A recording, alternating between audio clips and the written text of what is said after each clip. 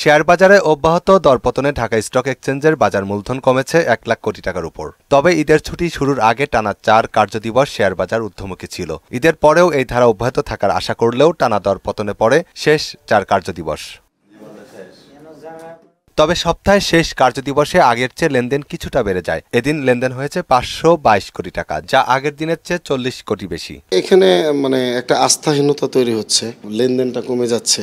আশাবাদী হওয়ার মতো তেমন কিছু দেখা যাচ্ছে না। হয়তো বা অনেকে মার্কেট বিমুখ হয়েছিল, যারা তারা মার্কেটে আবার ফিরে এসেছিল, বাট আসলে সেই একই চিত্র। পুঁজিবাজারে ধারাবাহিক দরপতনে বিনিয়োগকারীরা আগ্রহ হারিয়ে ফেলছেন বলে মনে করেন সংশ্লিষ্টরা। প্রতিদিন লস করতেছে। দেখা গেছে তাদের পোর্টফোলিও এখন কারো 10 লাখ টাকা আছে, এখন দেখা গেছে তার 5 লাখ টাকা আছে। এখন সেই 5 লাখ টাকা নিয়ে বের হইতে পারবে কিনা, এইটাও সে সংশয় আছে। স্কয়ার সিকিউরিটিজের প্রধান নির্বাহী কর্মকর্তা আবুল কালাম আজাদ মনে করেন, তারল্য সংকট কাটিয়ে শেয়ার বাজারের দিকে নজর দিতে হবে। ডেইলি প্রফিট তো দূরের কথা, ব্রেক ইভেনেও নাই, এবং লস বেয়ার করতে করতে সব ইন্টারমিডিয়েরিজদের অবস্থা খুবই খারাপ।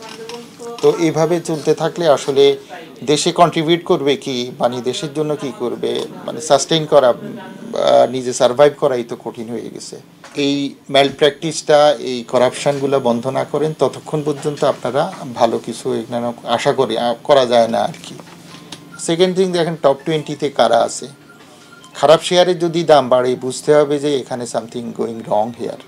তো এইটা হলো ধরার অথরিটি যারা আছে এবং আদার অন্যান্য যারা আছে, সবাই মিলে যদি এই জিনিসটাতে ফোকাস না করে, কনসেন্ট্রেট না করে, তাহলে মার্কেট ভালো হওয়া কঠিন।